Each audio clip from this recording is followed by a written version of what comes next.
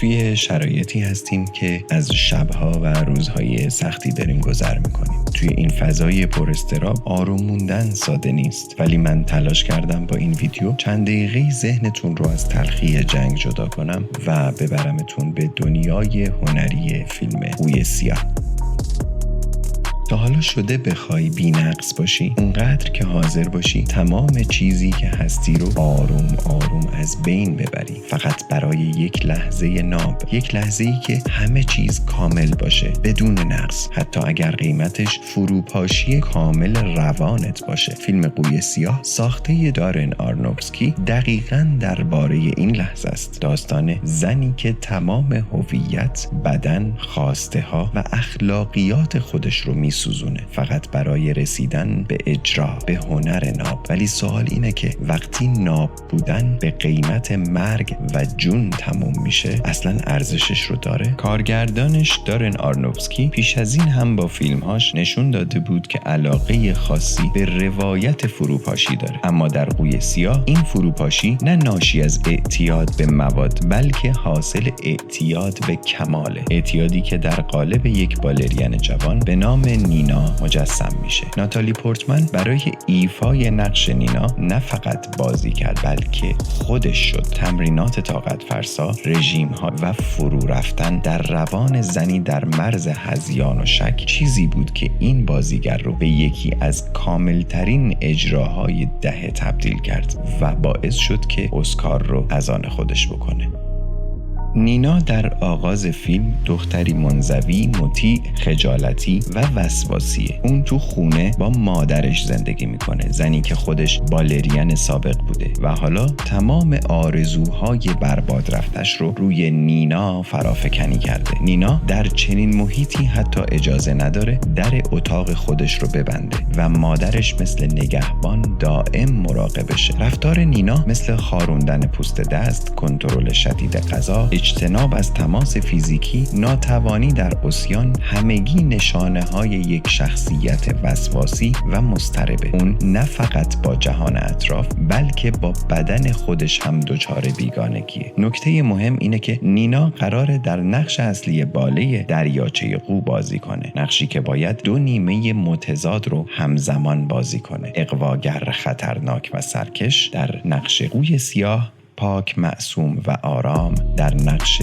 قوی سفید. نینا برای بازی در نقش قوی سفید مشکلی نداره، چون اون بخش از شخصیتیه که سالها سرکوبش نکرده، ولی برای درآوردن قوی سیاه باید به بخش تاریکی از خودش دسترسی پیدا کنه که همیشه در حال انکارش بوده. اینجاست که فروپاشی شروع میشه. نینا در تلاش برای دستیابی به قوی سیاه کم کم از واقعیت فاصله میگیره. توهم، شک، پارانویا و توهم‌های بدنی مثل رشد بال در شانه‌هاش یا تغییر چهره در آینه همه نشون دهنده یک فروپاشی روانی عمیقه. اون نمیتونه مرز بین خودش و سایش رو تشخیص بده و در نهایت برای تبدیل شدن به قوی سیاه باید هم بخش سفید خودش رو بکشه، هم جسمش رو قربانی کنه. آرونوفسکی این فروپاشی رو نه فقط با داستان بلکه با فرم هم روایت میکنه. دوربین مدام از پشت سر نینا حرکت میکنه به نحوی که ما حس میکنیم یا داریم اون رو دنبال میکنیم یا همزاد تاریکش در تعقیبشه. فضای تمرین و خونه عمدتاً با رنگ‌های سرد و نور طبیعی گرفته شده که حس خفگی، کنترل و بیروح بودن رو منتقل می‌کنن. در مقابل فضاهایی که نینا وارد دنیای سرکش درونش میشه، مثل باشگاه شبانه یا توهمات جنسیش، با نورهای بنفش، قرمز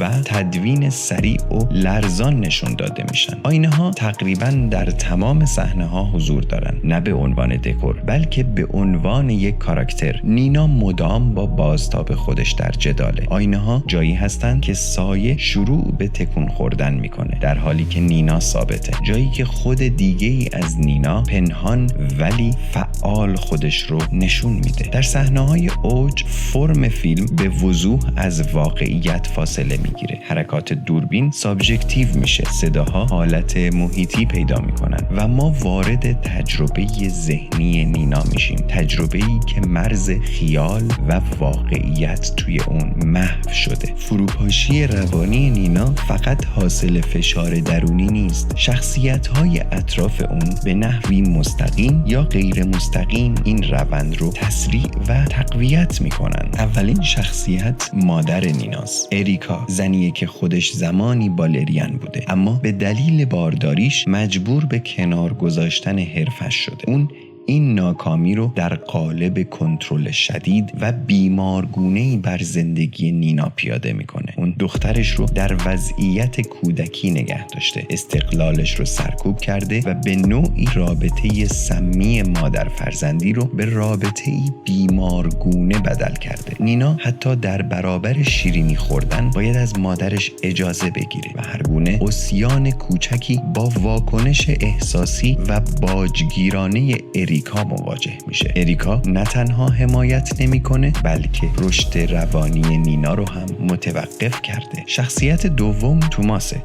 توماس طراح و کارگردان باله شاید در ظاهر استاد و الهام بخش باشه اما در عمل نقش مهمی در تشدید فشار روانی نینا بازی میکنه. اون نینا رو انتخاب میکنه ولی به جای اینکه به اون اعتماد به نفس بده یا مسیر درست رو نشونش بده مدام مرزهای اخلاقی و روانیش رو جابجا میکنه. توماس از همون ابتدا با یک سیاست دوگانه وارد میشه. از یک طرف نینا رو به خاطر تکنیک و دقت بالا تحسین میکنه و از طرف دیگه اون رو به خاطر نداشتن رهایی و جسارت تحقیر میکنه. اون بارها نینا رو تحریک میکنه تا خودش رو رها کنه ولی این رهایی فقط در سطح فنی باقی نمیمونه، به مسائل شخصی، جنسی و روانی کشیده میشه. توی یک صحنه مهم زمانی که نینا برای تست نقش میاد توماس به صورت خیلی ناگهانی اون رو میبوسه و وقتی نینا از این حرکت شوکه میشه توماس میخنده. دیالوگ توماس به شکل نمادین قدرت رو از دست نینا میگیره و میخواد که نقش اغواگر رو به جای اینکه بازی کنه زندگی کنه. توماس نه تنها نینا رو به سمت کشف بخش تاریک خودش هل میده بلکه در برابر شکست‌هاش هیچ وقت حمایتش نمیکنه. اون با معرفی لیلی به عنوان جایگزین بالقوه رقابتی ذهنی بین نینا و سایش به وجود میاره که باعث تشدید توهم، شک و ترس نینا از شکست میشه. توماس با نینا مثل یک پروژه برخورد میکنه نه یک انسان. برای اون نینا فقط یک ابزار هنریه که باید تا سرحد ویرانی تحت فشار قرار بگیره تا نتیجه ناب به وجود بیاد. نفر سوم لیلیه، بالرین جدیدی که از سان فرانسیسکو به گروه اضافه میشه. درست نقطه مقابل نیناست. جایی که نینا کنترل شده، مضطرب و بی تجربه است، لیلی سرزنده، بی پروا و رهاست. این تضاد لیلی رو در چشم نینا تبدیل به تهدیدی میکنه، هم برای نقش هم برای هویتش. لیلی نقشی دوگانه در روایت داره. از یک سمت رقیب بیرونی نینا در گرفتن نقش قوی سیاه محسوب میشه و از سمت دیگه نماینده ناخودآگاه نینا برای رهایی و بیداری میل هاشه. توی سکانس معروف کلوپ نینا و لیلی با هم وارد فضایی پر از نورهای قرمز و آبی میشن، فضای نمادین رهایی و تحریک. اینجا لیلی به نینا قرص میده و نینا برای اولین بار در طول فیلم رها شدن از کنترل و اضطراب رو تجربه میکنه. اما این تجربه خیلی زود وارد مرز توهم میشه، چون ما شاهد رابطه جنسی بین نینا و لیلی هستیم. ولی صبح فردا لیلی ادعا میکنه که اصلاً به آپارتمان نینا نیومده. این لحظه یکی از اولین و واضح ترین نشانه های از بین رفتن مرز واقعیت و توهم توی ذهن نیناست. لیلی در این نقطه دیگه فقط یک کاراکتر بیرونی نیست، بلکه تجسم بخشی از روان نینا شده، بخشی که میل، شهوت، آزادی، بی‌قیدی و قدرت زنانه رو فریاد میزنه. همین تضاد باعث میشه که نینا توی اجراهای نهایی لیلی رو به عنوان تهدیدی همیشگی ببینه و حتی توی صحنه کلیدی تصور کنه که اون رو با تیکه‌ای آینه کشته کشته. اما ساعتی بعد میبینه که لیلی زنده و سر حال روی صحنه رفته و نینا فقط در ذهن خودش مرتکب قتل شده. لیلی در واقع محرک تبدیل نینا به قوی سیاه، ولی همزمان باعث سرکشی غیر قابل کنترل بخش تاریک روان نینا هم میشه. خب بریم سراغ اجرای نهایی و مرگ قوی سفید. اوج داستان در اجرای نهایی نینا در باله قوی سیاه رخ میده، جایی که تمام فشارهای روانی، تضادهای درونی و کشمکش‌های شخصیتی به نقطه انفجار میرسن. این اجرا نمادی از فراسوی مرزهای واقعیت، جایی که نینا دیگه فقط یک رقاص نیست، یک بالرین نیست، بلکه تبدیل به تجسم زنده قوی سیاه شده. نماد تاریکی، رهایی و سرکشی. توی این اجرا ما شاهد دگرگونی کامل نینا هستیم. حرکاتش نه تنها تکنیکی بلکه سمبولیک میشن. بالهایی که به شکل نمادین از بدنش بیرون میان، نگاه‌های سرد و سیاهش که گویا روح دیگری درون اون به سر میبره، بدن اون به طور کامل تحت سلطه قوی سیاه قرار گرفته و این همون نقطه‌ایه که مرز میان نینا و نقش اون رو در هم میشکنه. اما این کمال بهای گزافی داره. در لحظات پایانی اجرا نینا متوجه میشه زخمی که به لیلی زده در حقیقت به خودش وارد شده. این یعنی نینا با کشتن لیلی بخش معصوم، مطیع و پاک خودش که همون قوی سفیده رو نابود کرده. اون دیگه تنها رقاص بیگناه و ساده‌ای نیست، بلکه زنیه که برای رسیدن به کمال هنری خودش رو تا آخرین حد ممکن نابود کرد. جمله پایانی نینا زمانی که خون از بدنش جاریه اما لبخند رضایت بخشی بر لبش داره اینه: I was perfect. این جمله به شکل تلخ و در عین حال با شکوهی نقطه پایانی فیلم رو میسازه. نه فقط بیانگر موفقیت یا پیروزیه، بلکه بیانگر قربانی شدن کامل و جانفشانی مطلق برای هنر و کماله. نینا دیگه فقط یک انسان نیست، بلکه نمادی شده از قیمت واقعی رسیدن به کمال، قیمتی که اغلب با ویرانی و حتی